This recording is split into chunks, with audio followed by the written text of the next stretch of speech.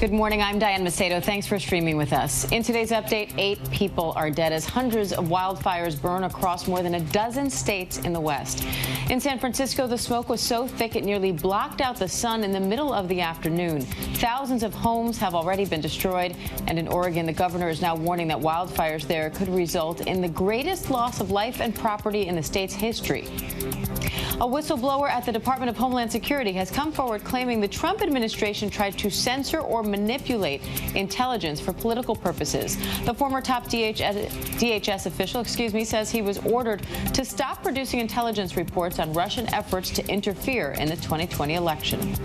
And the president is justifying misleading the American public about the threat of coronavirus. In newly released recordings, the president admits downplaying the virus to veteran journalist Bob Woodward. Listen.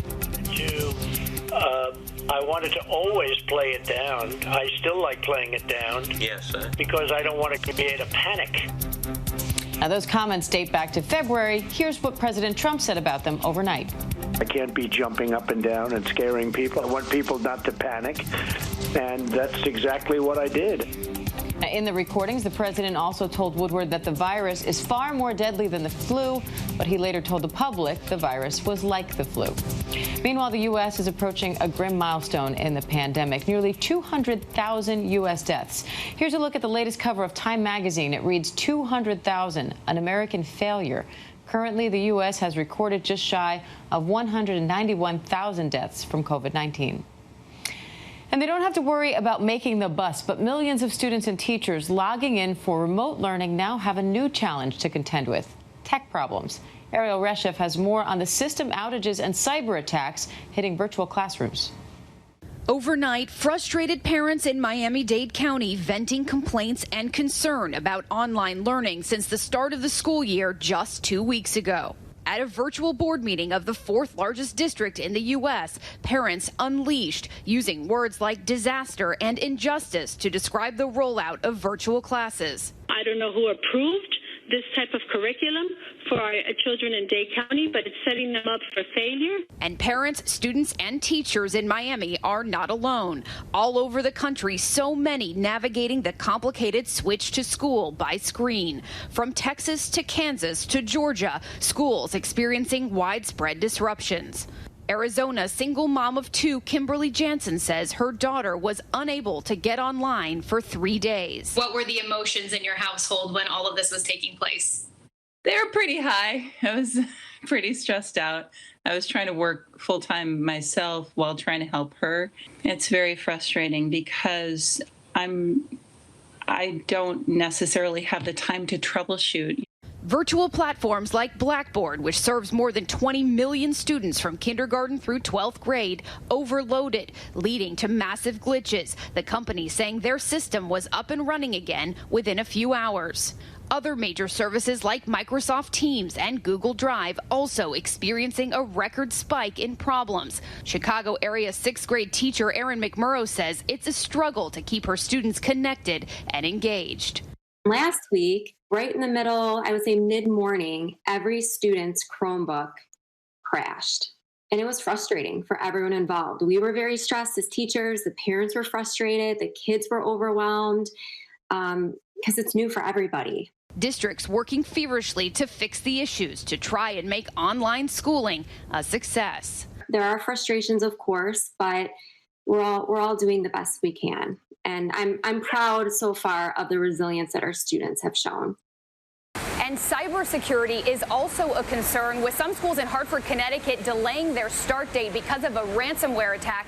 But despite all of these challenges, Diane, it is clear that the students are resilient and the teachers are heroes. They sure are. Ariel Reshef, thank you for that. And it's a historic hire in the banking world. Citigroup says Jane Fraser will take over as CEO early next year, making her the first woman to ever lead a major U.S. bank. Fraser currently heads global consumer banking at Citi. She's been with the company for 16 years. She takes over for current CEO Michael Corbett and will start in February when he retires. Corbett congratulated Fraser, saying, "With her leadership experience and values, I know she will make an outstanding CEO." And the NFL is kicking off its new season tonight. The Super Bowl champs Kansas City Chiefs will take on the Texans in the first NFL game since the pandemic started. And the league is doing it without a bubble and with fans in the stands. TJ Holmes has more.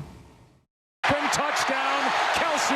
Chiefs are back in it. The NFL is back, and it's going to look a lot different from the last time you saw it. The defending Super Bowl champion Kansas City Chiefs will host the Houston Texans tonight in the first game of the season and the first NFL game amid the global pandemic. The two teams will face off at Kansas City's Arrowhead Stadium, one of only 5 stadiums in the league letting fans attend games. But it won't be packed. Only about 16,000 fans will be allowed in. That's roughly 22% of the stadium's capacity. Fans will only be able to park, enter, and exit the stadium in their designated zones. That means no wandering around the stadium. Masks will also be required at all times, even while sitting in or cheering from the seats. The players also following strict guidelines as well, with daily COVID testing and reconfigured locker rooms for better social distancing. There will be no shaking hands or swapping jerseys after the games, no cheerleaders or mascots on the field, and private planes are on standby in case anyone has symptoms of COVID or tests positive. We also will have contact tracing devices worn by everyone on the field, all players, coaches, and referees. And so we'll have some data, even if we don't have positive tests, about what type of physical distance has been respected throughout the game. Those that are in and around the bench area will also be in masks and face coverings. Players not willing to risk it were allowed to opt out of the season. At least 66 players have chosen to do so, including Chiefs offensive lineman Laurent Duvernay-Tardif. He was the first in the NFL to announce his decision to opt out. Instead, he'll spend the next few months studying at Harvard. For the land and of the free. And 4 years now after Colin Kaepernick sparked controversy by kneeling during the national anthem, his message of racial equality and social justice will be front and center. The NFL painting "End Racism" and "It Takes All of Us" in the end zones, and allowing players to wear helmet stickers and patches featuring the names of victims and messages of support. The league also playing "Lift Every Voice and Sing" before each game this weekend, the song known as the Black National Anthem.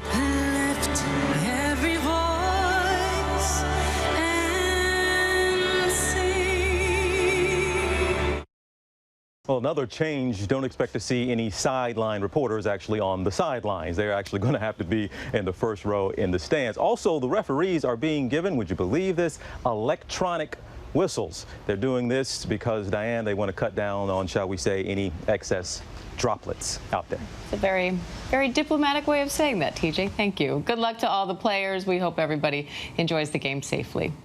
And Apple is opening a first-of-its-kind store today entirely surrounded by water. The spherical store in Singapore is designed to sit directly on the water and offers 360-degree views of the city. For now, the store will be open to customers by appointment only due to the pandemic. And for more on science and technology news, here's ABC's Mona Kozar-Abdi.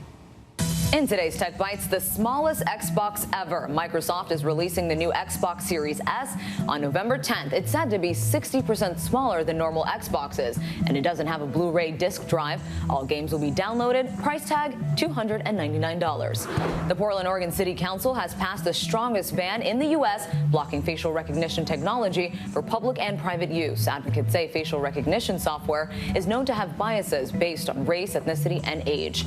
And finally, your Walmart order may soon be delivered by drone. The retail giant has launched a pilot program to use cloud-controlled drones to drop off groceries and other items. For now, the service is only available to customers in Fayetteville, North Carolina. Those are your Tech Bites, even groceries, Diane. Can you believe it? Back to you. Hope the parachute's good for the eggs. Otherwise, they'll be scrambled before breakfast. Mona, thank you. And that does it for this ABC News Live update. I'm Diane Macedo. Thank you for joining us. And remember, ABC News Live is here for you all day with the latest news, context, and analysis. Up next, House Speaker Nancy Pelosi holds her weekly news conference. Have a great day.